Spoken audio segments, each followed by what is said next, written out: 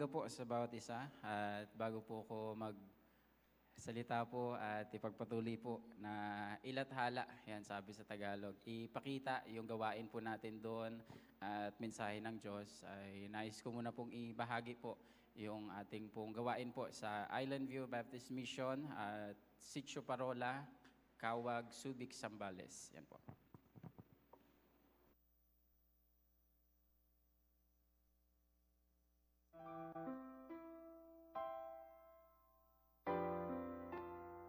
Sitio Parola, Kawag, Subic is an island where you can call it a paradise, but on the flip side, murderers, hitmen, drug pushers, and other men wanted by the law hide themselves in this island, as it is very remote and isolated.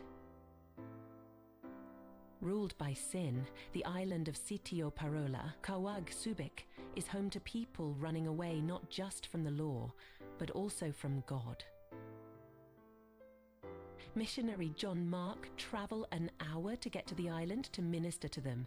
Missionary John Mark has been ministering to this island for a year now, and through God's grace, Missionary John Mark now holds Sunday school for kids and worship services for everyone. Aside from ministering to the people at Sitio Parola, Missionary John Mark is also the outreach ministry pastor of Subic Bay Baptist Church. During the weekdays, God uses Missionary John Mark to preach at various ministries. He preaches to the inmates in prison, police officials in the precincts, barangay officials in barangay halls, students in public schools, kids in feeding centres, passengers in public buses,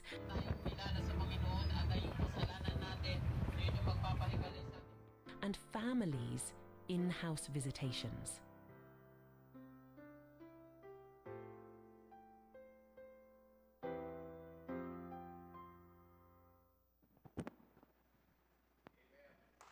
Amen.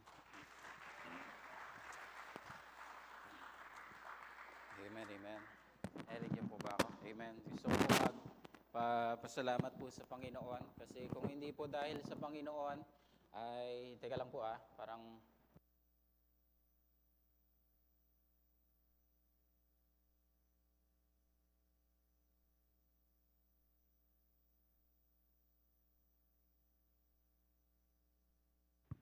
Amen, amen. Yan po. At salamat sa Panginoon talaga. Truly, kung hindi niya po ako binago, for sure, nasa US po ako.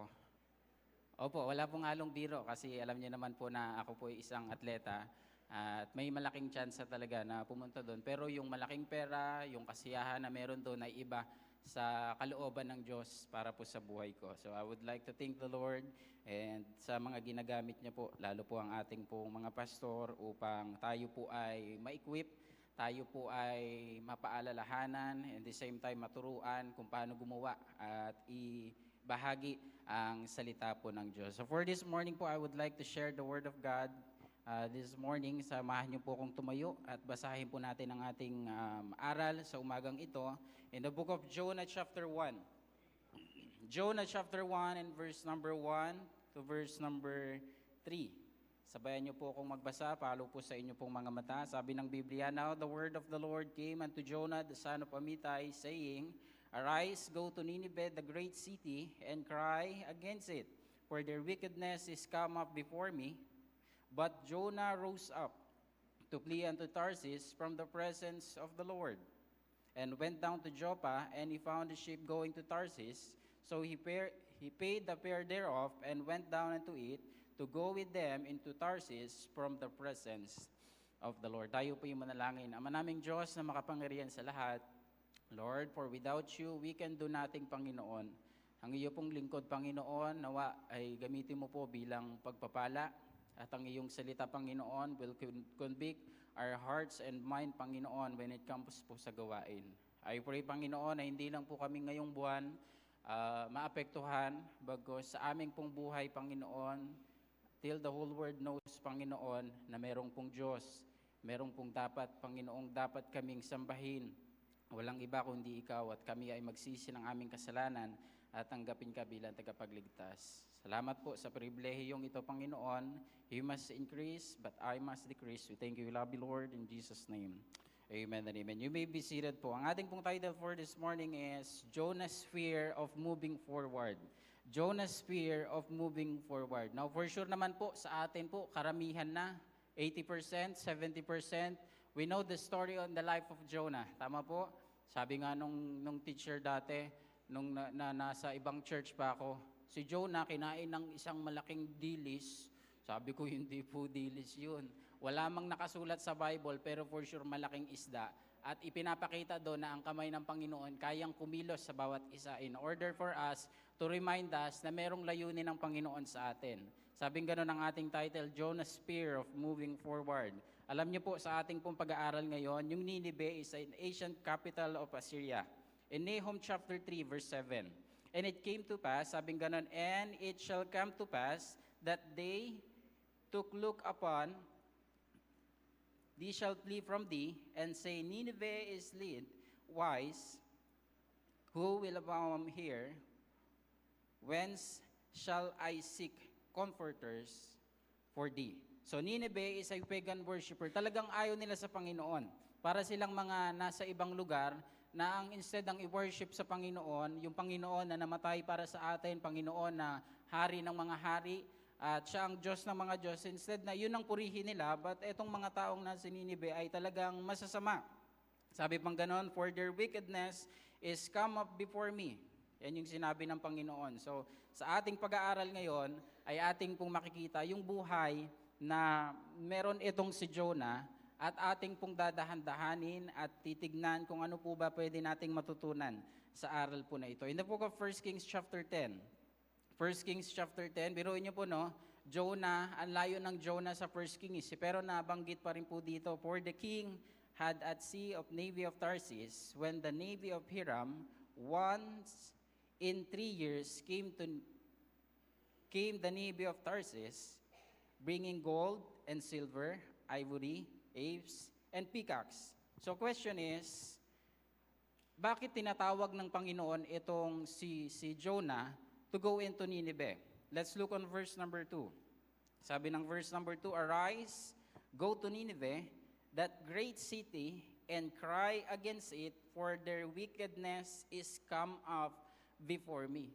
So the reason why na merong pong mga missionary, the reason why na merong Panginoon na merong pinapadala ang Panginoon sa bawat lugar, kasi nga po ang kailangan natin Panginoon sa buhay. Nung nabibigyan ng konting testimony ni Pastor Jolan, talagang sa Santa Cruz talagang kailangan ng Panginoon. Sa bawat lugar na ating pong pinupuntahan, kailangan po Panginoon sa buhay. Alam niyo po sa island, higit na kailangan nila doon Panginoon. Yun nasabi po doon sa ating video, na yung mga tao doon ay nagtatago sa batas. Yes po, hanggang ngayon meron pa rin. Kilala ko nga po kaya kong ibigay yung mga listahan nila Pero sa kabila ng yun, alam niyo po, sa ganung bagay, ang kailangan ng bawat isa ay Panginoon sa buhay. Tignan po natin bakit ba kasi nasa ganitong senaryo itong si Jonah? Kung tutuusin, sa kabilang banda, pwede niya namang sundin niya na lang yung Panginoon Huwag na siyang magpakalayo, wag na siyang gumawa ng ibang bagay. Pero dahilan sa sariling kagustuhan, ito po yung nangyari. At ito po yung kanilang nangyayari sa kanilang buhay, sa kanyang buhay. Jonah chapter 4, verse 11. And should not I spare Nineveh, that great city, wherein are more than 6,000 persons. So 1 score is equivalent to 20. So ibig sabihin yan po ay 120,000 that cannot discern between their right hand and their left hand. Parang sa bata, minsan madali nating mauto Nasaan yung kanan mo? Dito mga Englishero po kasi yung mga bata po dito sa home Pag sinabi mo, saan yung kanan mo? Kanan? Ito? No, yung right hand mo. Your right hand. Oh, this one. This is my right hand. Talaga mga Englishero, hindi sanay sa Tagalog no? Kaya dito sa senaryo na ito, hindi nila ma-discern kung ano yung right hand sa left hand. Ang ibig sabihin po na ito na yung kanilang kasalanan, yung kanilang ginagawa ay hindi na nila alam. Kaya nga sabi ng kasunod na verse doon, their wickedness is come up before me, sabi ng Panginoon. Dahilan yun sa kanilang mga ginagawa, hindi na nila ma-discern yung kanan sa kaliwa, yung tama sa mali. Kaya ang buhay nila ay hindi po matuwid. Wala pong ayos, hindi nasa ayos. Pagko sabi ng Matthew chapter 12 verse 41, malapit na po tayong pumasok sa ating pong mensahe. Matthew 12 verse 41, the men of Nineveh shall rise in judgment with this generation, shall condemn it because they repented at the preaching of Jonas, and behold, the greater than Jonas is here. So the main reason why did call Jonah to go to Nineveh, kasi nga po, kailangan niyang ipangalap, iparating ang ebanghelyo ng salita ng Diyos sa lugar po na yon. Kung sa lugar na ito, kailangan ng Panginoon, kailangan din po natin. Kasi po ang Olongapo, kung titingnan naman po natin, hindi naman po talaga banal ang Olongapo. Marami pa rin kasalanan, merong pa rin mga lugar, merong pa rin mga street, merong pa rin mga ilang talagang mga barangay talagang hindi natin maiwasan. At kapag ini-invite mo sila sa Panginoon, anong sinasabi? Saka na lang pag may time. Ano po no, nakakalungkot mang isipin, pero alam niyo po, sa ating pag-aaral, Jonah's fear of moving forward. Bakit? Takot siya sa maraming bagay. Bakit? Kasi baka ganito, baka ganyan, baka magutom ako. Alam niyo po, sa haba ng panahon, almost 2 years na po ang gawain po sa island nung na-turnover po sa akin, na biyaya ng Panginoon. Kailanman po hindi po ako nagutom. Opo. Kung tutuusin po ngayon, yung suot ko po ngayon, large na po ito eh.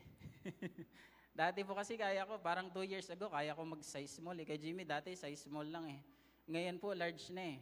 Sabi nung iba eh, parang hindi naman halata. Hindi mo kasi nakita yung mga dating ako eh, na 2013, 2014. Kulang na lang, lagyan ng walis ting-ting tsaka sinulid.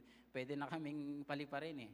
Talagang sa kabutihan ng Panginoon, sa paggawa ng gawain ng Panginoon, kahit yung hindi pa po ako tinatawag at dinadala po at pinapadala doon po sa lugar ng Sitio Parola, ay talagang yung pagpapala ay hindi po tayo papabayaan ng Panginoon.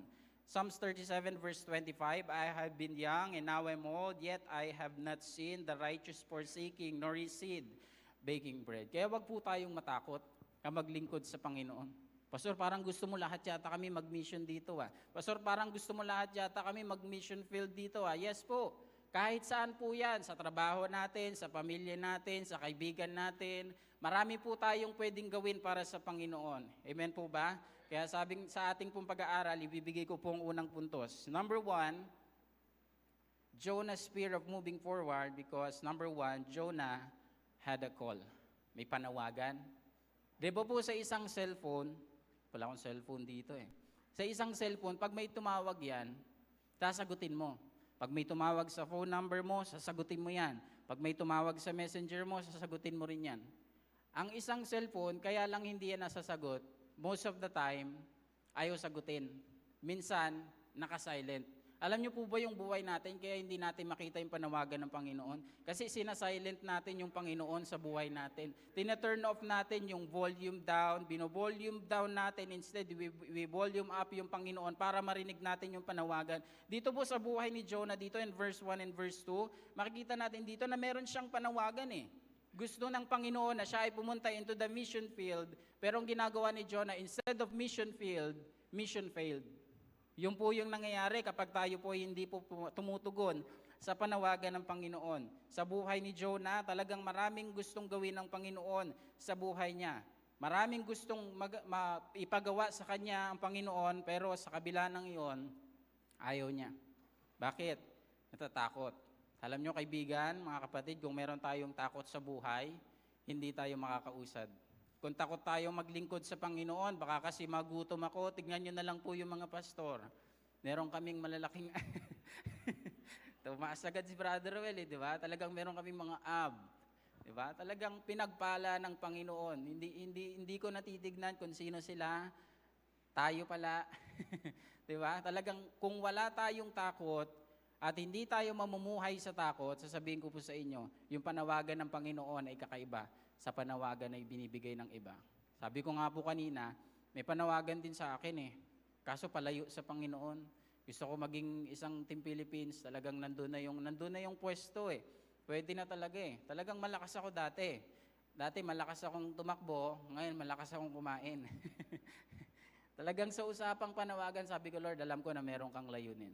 To make the long story short is this. Merong mga offer na magaganda para maging isang atleta ng Pilipinas, Pero during Bible school, alam ko yun, first year Bible school ako noon, second sem, sabi ko, Lord, ano bang pipiliin ko? Yung career ko ba na gusto kong gawin? O yung panawagan mo para sa buhay ko? Pero bago ako mag-decide noon, inisip ko nung napunta kami ng Cebu. 2013. Punta kami doon for Youth Congress na touch yung puso namin for Bible school. Sabi namin ni Pastor Jolan, sige, mag-aral tayo ng Bible school.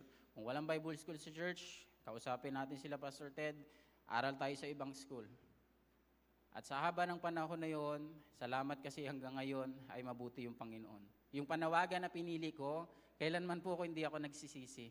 Yung iniwang kong panawagan na gusto kong career, na gusto kong marating, alam niyo po sa biyaya ng Panginoon, yung mga organizer po ng mga fun run, marathon po sa Olongapo, Subic, even sometimes Pampanga at Bataan, tatawag po sila sa akin, Pastor, baka pwedeng ikaw yung mag-opening prayer bago mag-start yung game. Di ba po isang blessing yon? At ito pa po, hindi ko na po kailangan gumastos. Pastor, wag ka nang magbayad ng pambayad dyan kung ano tatakbuhin mo. Kami nang bahala dyan. O, di ba? Sa panawagan ng Panginoon, hindi natin kailangan matakot. Kasi sa mga ilang bagay, ito po yung mga panawagan. Tingnan po natin ha. A call to salvation in John chapter 3 verse number 16. Sabi ng Bible, For God so loved the world that He gave His only begotten Son, that whosoever believeth in Him should not perish, but have everlasting life. Another thing makikita natin, call to sanctified. In the book of 1 Peter chapter 3 verse 15. Call to separation in 1 John chapter 2 verse 15. A call to offering in Acts chapter 9 verse 16. A call to service in Colossians chapter 3 verse 32. And a call to sacrifice, Romans chapter 12 verse 1 and 2. Kaya sabi ng Biblia na ito, kailanman hindi magkakamali ang Diyos. Kapag sinunod natin ang panawagan niya sa buhay natin, sasabihin ko po sa inyo, tayo yung pinakamasaya, tayo yung pinakamagalak na tao na kahit hindi tayo kasing yaman ng mga mayayamang tao, pero at least meron tayong Panginoon sa buhay. At nandun yung sinasabing panawagan ng Panginoon sa buhay natin. Hindi ko po alam kung anong nais ni Jonah sa buhay niya eh. Kung lalayo ba siya, ano bang plano niya sa buhay niya. Pero this afternoon, ating pong makikita dito na sa pagsunod natin sa Panginoon, talaga namang hindi po madali. Opo, hindi po madali. Kasi yung priority mo sa buhay, i-set aside mo yan. Kakalimutan mo yan. Sometimes yung pamilya mo, sabi ni nanay, yun nung nagsabi ko, magbo-Bible school ako. Totoo? Sabi ni nanay, nung nabubuhay pa siya, totoo? Talaga? Nakita nga kita dun, nagbubulakbol ka, tapos magbo-Bible school ka. Tignan mo nga yung grade mo nung high school, tapos magbo-Bible school ka. Tignan mo na lang yung gagawin mo, di ba? Tambay ka araw-araw, uwi ka na lang pagkakain. Pero in the long process, sabi ko, yung i-give up mo yung mga maraming bagay sa buhay mo para sa panawagan ng Panginoon, yan yung sinasabi ng Jeremiah 29 verse number 11. To give you an expected end. Yung priority natin, family, career, ambition, position, lahat ng bagay yan ay isusurrender natin sa Panginoon para lang makita natin yung kanyang kalooban sa ating pong buhay. Alam niyo po, ayaw ni Jonah ng pattern ng Panginoon eh. Ang pattern ng Panginoon is this, magsisi tayo sa ating kasalanan, maligtas tayo, at maglingkod tayo. Para pong sa Bible school, sa mga Bible student, taas yung kamay niyo, mga Bible student, please, taas kamay. Anong tema ng ating Bible school? Win them, equip them, and send them. Yung ginagawa sa amin, first batch ng Bible Institute, na-win sa Panginoon, in-equip, and then pinadala para sa mga gawain ng Panginoon. Ang tawag po doon ay pattern ng Panginoon. Number 1, Jonah had a call. Secondly, Jonah had a cause. Verse number 3, But Jonah rose up to flee unto Tarsis, lumayo from the presence of the Lord and went down to Joppa, and he found the ship going to Tarsis. So he paid the fare thereof, and went down unto it to go with them unto Tarsis from the presence of the Lord. Alam niyo po sa ating pong pag-aaral ngayon, makikita natin dito na kapag tayo po ay lumayo sa Panginoon, napapagastos po tayo. Totoo po yun. Pastor, paano yun? Magdagastos ako ng maraming pera para sa Panginoon kasi lumayo ako. Possibility may ganon. And possibility rin yung ating kalusugan, yung ating mga problema ay pagbabayaran natin. Kaya nga ang isang taong pilit lumalayo sa Panginoon, mas maraming problema eh. Yung pilit na tumatalikod sa Panginoon, iniisip niya, hindi ko naman din kailangang magsimba. Bakit ba kasi kailangan evening and morning nasa simbahan? Pwede namang mag-live stream na lang. Bakit pa kasi kailangan pa pumunta ng Wednesday prayer meeting? Pwede namang manalangin sa bahay. Na kung ganun yung prinsipyo natin sa ating pong buhay, ano pa yung ginawa ng Diyos para sa atin na siya ay namatay para sa ating kasalanan sa cross ng Kalbaryo? Tapos sasabihin natin, Sunday morning lang naman, Sunday evening lang naman, Sunday Wednesday prayer meeting lang naman. Masyado kasi nating nililimit yung kabutihan ng Panginoon at yung kapangyarihan ng Panginoon sa atin. Tapos kapag tayo ay merong problema, sinong sinisisi natin? Panginoon. Tama po? Ang isipin, kasalanan to ng Panginoon kasi naglingkod ako sa Kanya. Kahit tanungin po natin yung mga naglilingkod dito sa Panginoon, kahit hindi na po yung mga missionary, yung mga taong ligtas, tunay at talagang naglilingkod sa Panginoon, sabihin po nila 100% hindi po sila pinabayaan ng Panginoon. Amen? Kaya kapag tayo po ay lumayo sa Panginoon, kagaya tayo ni Jonah, tutuusin, pwede nga maging libre yung pamasahe niya dito eh. Sabi nga ng mga boys, reble, di ba? Pwedeng maging libre, maging maayos, maging smooth yung biyahe niya dito. Pero dahilan ayaw niya sa panawagan ng Panginoon, Jonah had a cause. Sabi ng isang quotation, ito ay nasa pieces ng Bible School. Parati itong nasasabi. Pero sabing ganon, life is like a cafeteria. You can choose what you want, but you will pay for it. Alam niyo po yung ginagawa natin sa ating buhay, kung yan man ay paglapit sa Panginoon, o yan man ay paglayo sa Panginoon, lahat po yan pagbabayaran natin. Kaya mas maganda na yung ating pagbayaran sa Panginoon, yung paglapit natin sa Kanya kaysa paglayo. Kasi dito si Jonah gumastos siya eh. Para lang sabihin siguro natin, ang biyahe is pa-iba. Pero dahil itong si Jonah ay ayaw sundin yung panawagan ng Panginoon, nag-travel pa Manila. Nagpakalayo. Magkano pumasahe ng Manila? Mahal, di ba?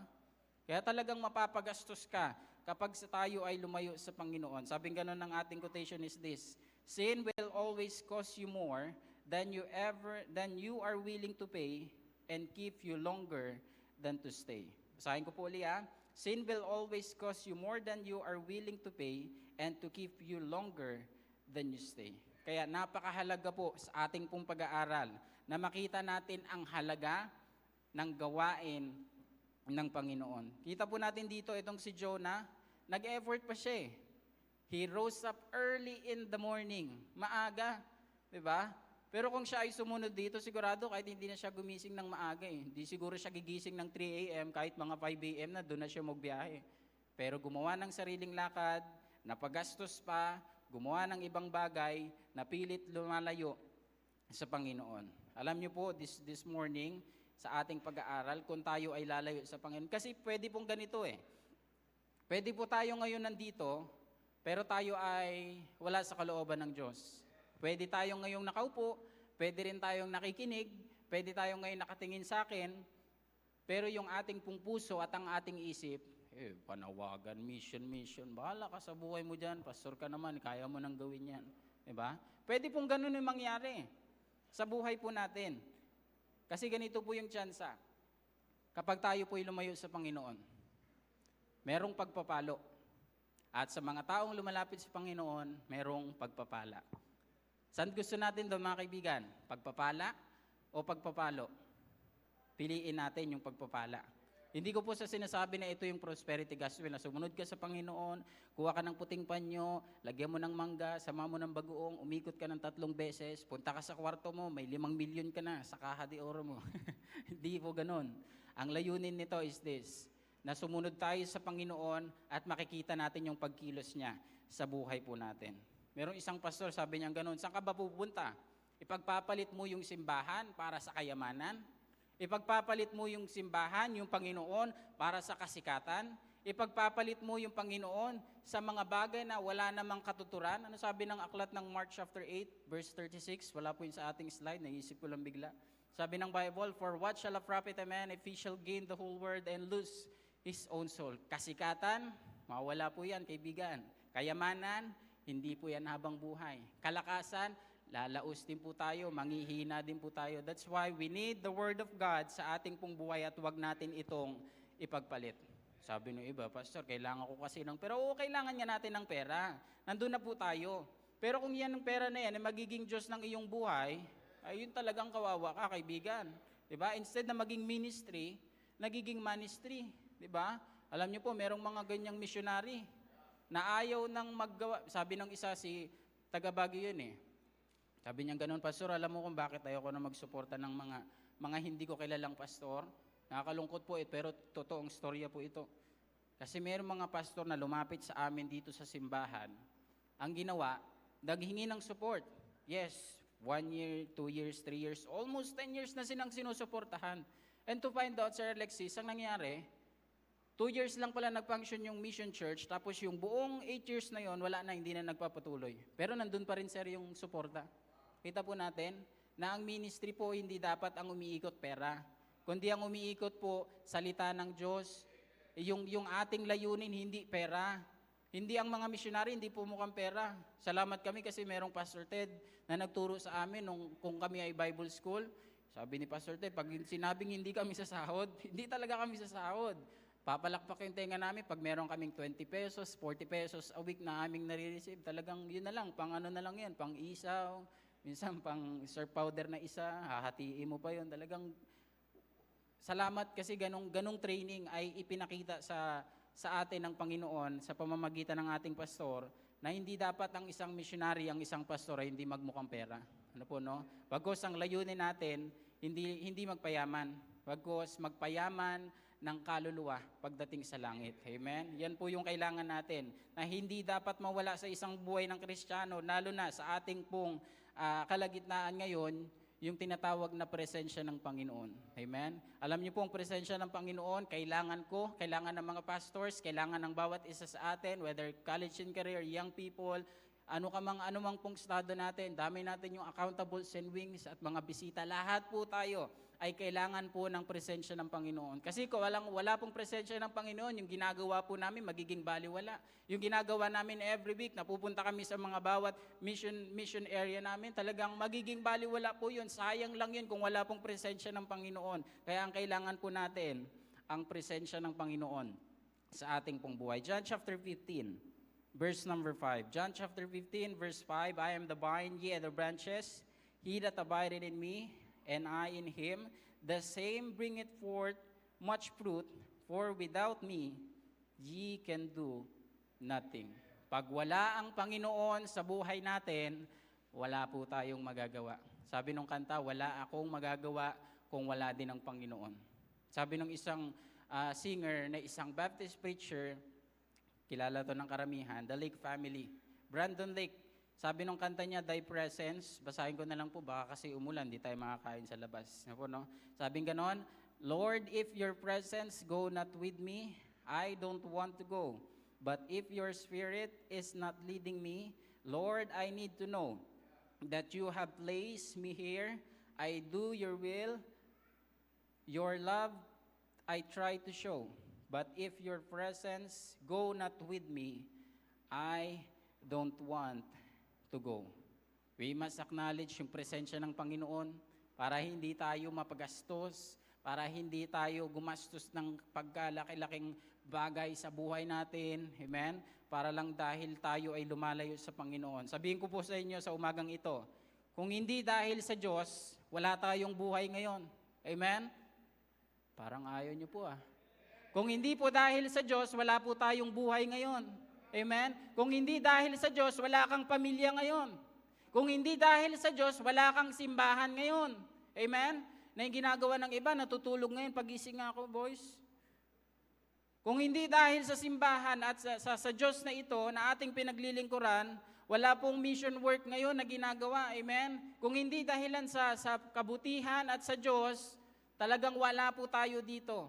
Wala din tayong pastor, wala din tayong simbahan, wala tayong lahat sapagkat sa Kanyang galing lahat at wala tayong maipagmamalaki. Kaya ang kailangan natin sa bawat isa, presensya ng Panginoon.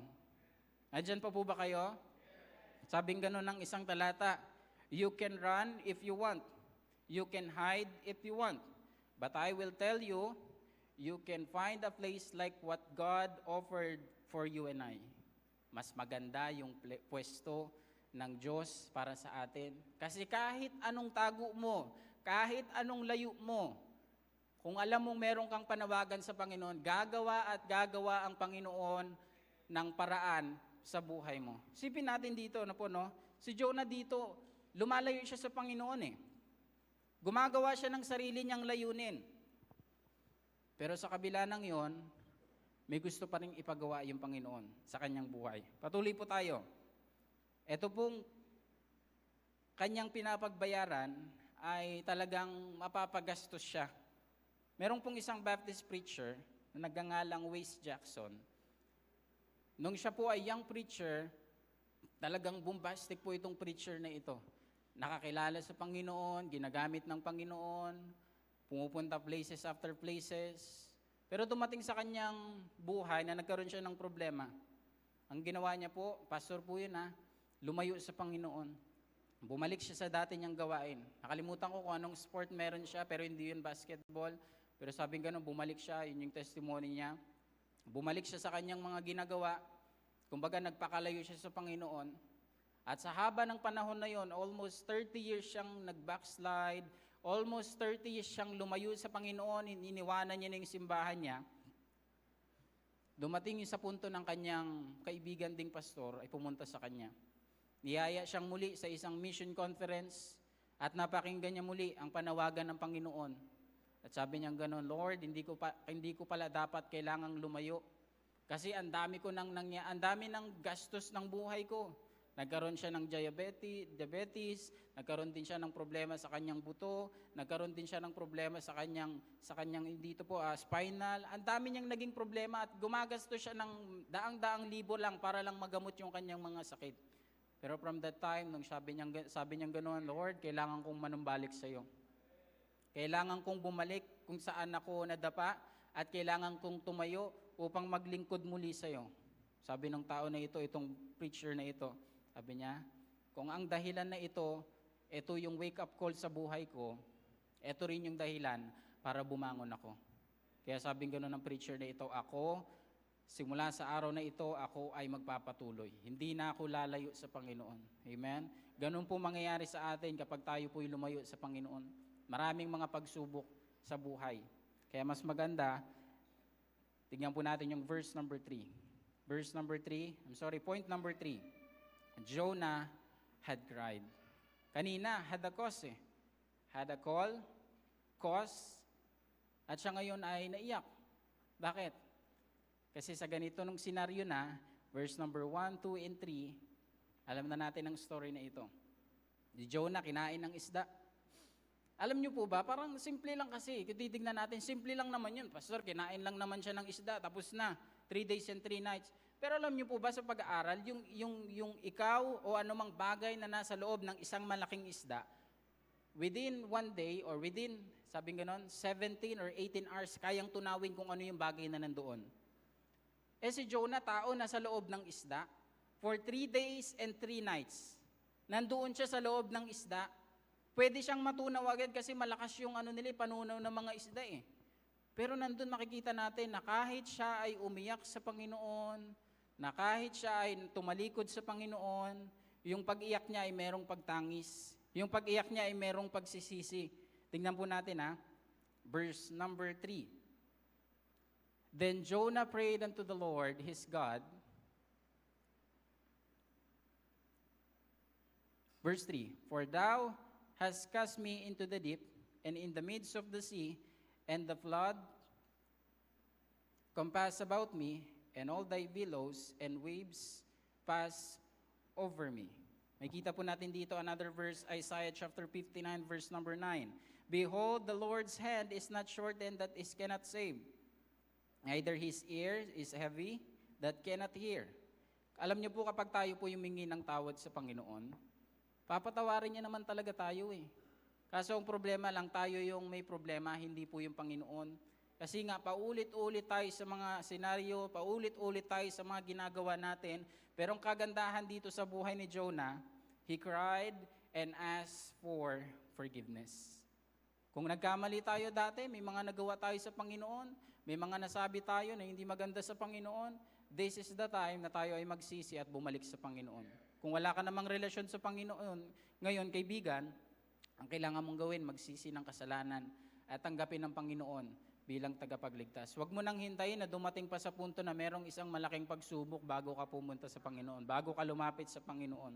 Kaya makikita po natin dito sa ating pag-aaral, tayo ay may kasalanan sa Diyos. Kaya ang dapat nating gawin ay humingi ng tawad sa Kanya. Ang sabi ng 2 Peter chapter 3 verse number 9, "The Lord is not slack concerning His promise, as some men count slackness, but is long-suffering toward us, not willing that any should perish, but that all should come to repentance."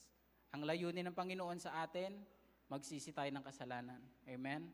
Wala nang iba pa. Hindi ka maging membro ng simbahan, tapos maligtas ka, hindi ganon. Maging magpabaptize ka, tapos maging membro ng simbahan, hindi ganon. Ang layunin ng Panginoon ay napakadaling bagay. Magsisi ng kasalanan at tanggapin ng Panginoon bilang tagapagligtas. Alam niyo po sa ganyang bagay, kapag tayo ay lumapit sa Panginoon, Satan will always remind us sa ating mga kasalanan. Kaya nga merong kanta sinabing ganon, "What sins are you talking about?" Sabing ganon, "What sins are you talking about? I don't remember them anymore. From the book of life, they all been sorted out. I don't remember them anymore." Kaya sa usapang kasalanan, handa tayong patawarin ng Panginoon kapag tayo po ay nagsisi ng ating pong kasalanan sa Kanya. Jonah need ang power ng Panginoon. Sabi ko nga po kanina, 3 days and 3 nights siya, nandoon siya sa loob ng tiyan na yun Napakadaling oras lang noon, mawala na siya, malusaw na siya. Pero hindi po siya hinayaan ng Panginoon. Bakit? Nandun yung power ng Panginoon. And lastly, number 4. Diyan pa po ba kayo? Amen. Parang umihina na po Nandyan pa po ba? Amen? Amen. Number 4 na po. Dapat po pag sa mga preacher, narinig nyo po yung last, mas malakas na para mas mabilis din matapos. Diba po? Kaya po last, number 4. Number 4, Jonah had a second chance. Tingnan po natin Jonah had a second chance. Jonah chapter 3 verse 1 to 4. "And the word of the Lord came unto Jonah the second time." Ito na po, pangalawang pagkakataon, nagsisi na siya. Sabi niya, "Lord, gagawa na ako ng plano mo sa buhay ko." Ito na yung nangyari ngayon. "And the word of the Lord came unto Jonah the second time, saying, Arise, go to Nineveh, the great city, and preach unto it in the preaching that I bid thee place." So Jonah arose and went unto Nineveh, according to the word of the Lord. Now Nineveh was exceeding great city, 3 days. Sabi pang ganon, verse number 4, "And Jonah began to enter to the city, a days of journey, and he cried and said, Yet 40 days, and Nineveh shall be overthrown." Kita po natin dito, meron siyang second chance. Amen? Meron siyang panibagong pagkakataon, hindi na para i-resist yung panawagan ng Panginoon, hindi na para siya ay gumastos, hindi na siya para lumayo sa Panginoon, bagos ang kanya pong na-receive na, ang kanyang natanggap, ang kanyang nakamit na galing sa Panginoon ay panibagong pagkakataon. Amen? Yun po yung maganda sa lahat. Nagkamali man tayo sa harap ng Diyos, pero meron pa rin pagkakataon. Ang kailangan lang natin, bumangon sa Panginoon. Amen? Jonah sees the purpose of God. That's why, pinadala siya ng Panginoon sa ganong pong bagay. Malapit na po tayong matapos. Sabing ganon, etong story na ito ay pwede nating makita din ng isang prodigal son. Diba? Pinatawad siya ng Panginoon, ganon din sa the prodigal son, pinatawad din siya ng kanyang tatay.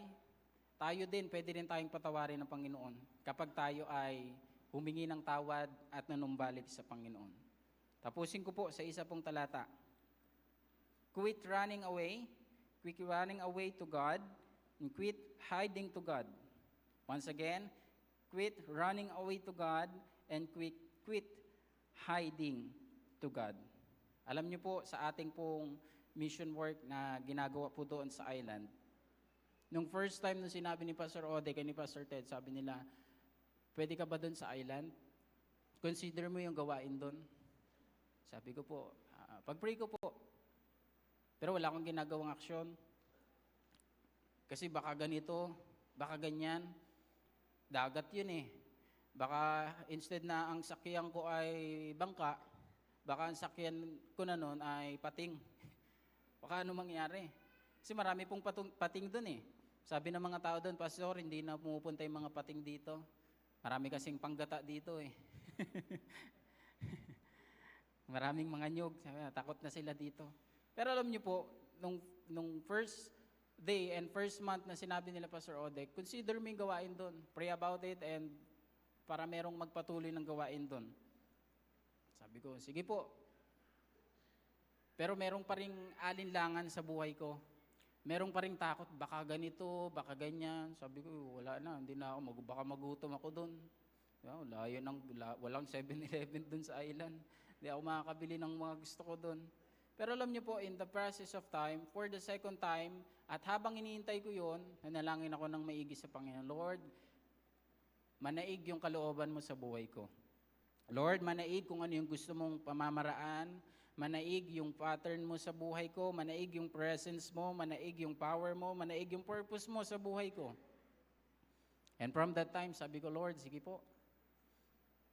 Biglang nag-flashback sa akin yung mga nakaraan. Pastor Jola nagsisimula sa island. Siya rin po yung kasama ko na nagsisimula din doon sa island eh. Sabi ni Pastor Jolan, bro, sama ka sa akin, punta tayo sa island. Sama naman din ako. Nung unang dating doon ni Pastor Jolan din, na maraming mga men and ladies, mga kabataan ding sumama noon, kasama rin ako. Pupunta rin doon na may ibang gagawin, anniversary yata or Christmas party, kasama din ako doon. Inisip ko lahat yun, sabi ko, Lord, kasama ako nagsimula dito ah. Kasama din akong nagpatuloy sa ganitong gawain, tapos i-refuse ko. Sabi ko, Lord, eto na yung dapat kong gawin. Lord, susunod ako sa gusto mo. Lord, gagawin natin yung gawain natin. Hindi ko gawain, kasi gawain yun ng Panginoon. Sabi ko, Lord, gawin natin ito. Tulungan mo ko. Sabi ko, Lord, hindi ko kayang humarap dun sa mga tao kasi mahihain po ako eh. Hindi nga ako sanay makipag-usap sa mga tao eh. Pero nung binago ng Panginoon, ang taong tulad ko, sabi ng mga tao doon, Pastor, baka gusto mo nang umuwi. Mag-aalas 2 na. Gusto niyo na po bang umuwi? Kakakwentuhan sa kanila. Pero sabi ko, Lord, salamat kasi meron kang layunin sa buhay ko. Kung hindi ako tumugon sa panawagan doon, maaari mga tao doon, kawawa. Walang relasyon sa Panginoon na kahit yung mga ibang tao doon, may mga ibang pamilya doon na tinutulig sa yung gawain po natin doon. Sinasabi nila, yung simbahan na yan, hindi yan totoo. Lahat ng mga pastor dyan, peke yung mga yan nandyan, hindi yan totoo. Alisin nyo yung mga yan, dapat hindi yan nandito. Kumagawa ng hindi magaganda. Sa kabila ng iyon, yung gawain po doon nagpapatuloy. Na kahit nung una, sabi ko, Lord, parang ayos, ang ganda ng plano mo ah. Kasi ganito po eh, ang mga adult and young people, nag-average kami ng 25 to 30 every service. Sabi ko, ayos Lord ah. Yung mga bata po doon, 35 to 40, ang dami talaga. Sabi ko, Lord, ayos ah, ito yung plano mo sa buhay ko.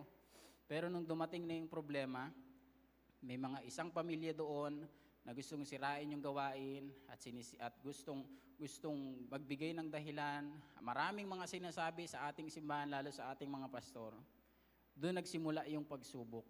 Doon ko na nakita yung pagkilos ng Panginoon sa buhay ng bawat isa doon sa tao doon. Yung pattern ng Panginoon, yung presensya ng Panginoon. Ngayon po, hindi man marami ang tao doon na nagsisimba, pero nakikita ko yung tunay at tapat na talagang gusto yung Panginoon. Kasi dati gusto lang magsimba at makareceive ng mga pagpapala eh.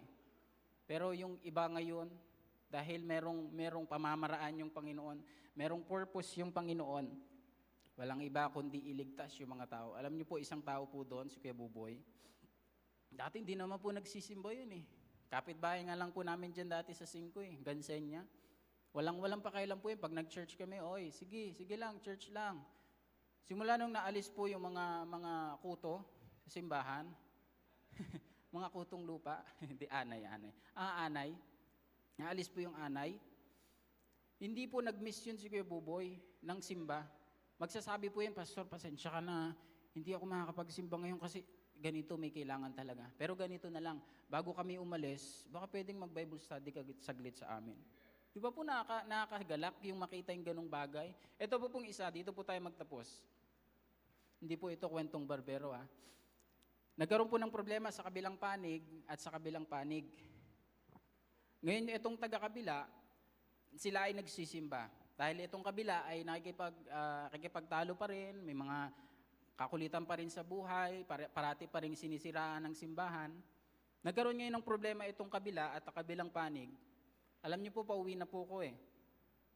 I think mga October yan or mga ganyan, mga October last week. Sabi ng isang purok leader doon, si asawa ni Kuya Buboy, sabi niya ganon, patawag mo ngayon si Pastor John Mark. Siya nga yung pumagitna dito sa problema nitong mga to. Sabi ko, ba't ako pupunta doon? Purok leader tong si Ate Taling. Tapos ako yung, dapat siya nga yung dyan eh. Siya yung mamagitna dyan eh. Sabi ni Ate Taling sa gilid, sabi niya, Pastor, ikaw nang bahala. Hindi ko sila kayang kontrolin. At least ikaw, Pastor dito namin, alam mo yung gagawin mo. Alam niyo po, yung puso ko talagang nag-uumapaw sa saya, nag-uumapaw sa papuri sa Panginoon. Sabi ko, Lord, yung mga tao nandito, ito yung mga tumutulig sa amin, tapos ngayon, pag-iisahin mo kami, tapos ang mangyayari, pagbabatiin namin sila. Sabi ko, at ito pa Lord, salamat kasi parang ako yung ginawa nilang judge doon, ako yung gigitna sa kanila. Yung kabila, marami ring sinasabi sa kabila. Yung kabila, marami ding sinasabi. Sabi ko, ganito na lang po. Kung hindi po kayo magkasundo, suntukan na lang tayo. Hindi.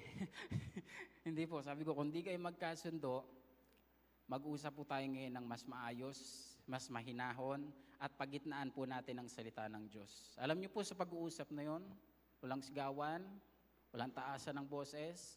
Sabi ko, ako po yung pinakabata dito ngayon sa pag-uusap natin, pero at this time, makinig po kayo. Napag-ayos po natin yung dalawang pamilya na yon, yung kabilang panig ngayon, parati yung kanilang mga pamilya, mga anak nila, pati mga apo, lahat, parati nagsisimba yon. Pero yung kabilang panig, na tumutulig pa rin sa Panginoon, sila na pong may pananagutan sa Panginoon. Sabi nila, sa susunod siguro, Pastor, magsisimba kami. Sabi ko, bahala na po kayo. Kayo pong bahala sa mga gusto nyong gawin. Pero ang gusto ko pong layunin dito, ay itayo ang simbahan na ito, at ang simbahan na ito ay wala mang sinong pwedeng manira, walang sino mang pwedeng magpahinto, tanging ang Panginoon lang ang dapat gumawa ng bagay na ito. Kaya sabi ko pong ganoon, hanggat nandito po ako, hanggat merong ginagamit ang Panginoon, palitan man ako o hindi, sabi ko sa kanila, magpapatuloy po yung gawain dito. Wala pong dapat manindak, walang dapat manakot, kundi tanging ang Panginoon ang kayang magtayo at magpatuloy ng ganito pong gawain. Alam niyo po, from that time, nakita ko yung presensya ng Panginoon. Nagkaroon sila ng pagbabati. Yung kabilang panig at kabila, nagyakapan sila, naghihingihan sila ng tawad. At hanggang ngayon, ay maayos na sila sa tulong ng Panginoon. Ang tawag po doon ay pagkilos ng Panginoon. Kaya sa buhay po natin, marami po tayong pwedeng gawin. Ang kailangan lang po natin gawin ay tumugon sa panawagan ng Panginoon. Sabing ganon, Jonah had a call, Jonah had a cause, Jonah had cried, and Jonah had a second chance. Meron ka bang takot to move forward? Kung meron, iluhod mo yan sa altar at manalangin sa Panginoon, Lord, alisin mo yung takot sa buhay ko. Tatakot kasi ako, ayoko baka anong sabihin sa akin ng pamilya ko, ng kaibigan ko, anumang mga nasa paligid ko kapag naglingkod ako sa Panginoon. Wag mo pong isipin yung sasabihin ng iba. Isipin mo po yung gagawin ng Panginoon sa buhay mo. Yun po ang dapat nating gawin sa ating pong buhay. Jonah's fear of moving forward. Tayo po'y manalangin. Lord, alam ko Lord na marami ka pong plano po sa aming pong buhay. Lord, marami pong mga pag-asa, maraming mga pagkakataon sa buhay namin, Panginoon, na pwede po naming ibalik. At yun po yung paglapit, Panginoon, sa inyo. Lord, salamat, Panginoon, sa pribilehiyo, Panginoon, na tumayo po sa pulpito na ito. Even though na hindi po ako karapat-dapat, you still use me, Panginoon, to be a channel of blessing and to challenge your people, Panginoon. Lord, sa aming pong buhay, nawa ito po ay magkaroon ng silbi, magkaroon, Panginoon, ng alab sa puso ng bawat isa, Panginoon, na kami ay gumawa ng gawain, Panginoon, tumugon sa panawagan na iyo pong binibigay para sa amin. Meron pa pong tao, Panginoon, na hindi pa po nakakilala sa iyo. Ikaw ang siyang mag-convict, Panginoon. Ang iyo pong banal na Espiritu ang mag-convict ng puso at isip ng tao po na yan. Salamat, Lord, sa pagkakataon po na ito. Wala na po akong ibang nais kundi magpasalamat sa iyo pong kabutihan, Panginoon. Ikaw po ang aming pong pinupuri, pinapasalamatan sa pangalan ni Kristo Jesus. Amen and amen.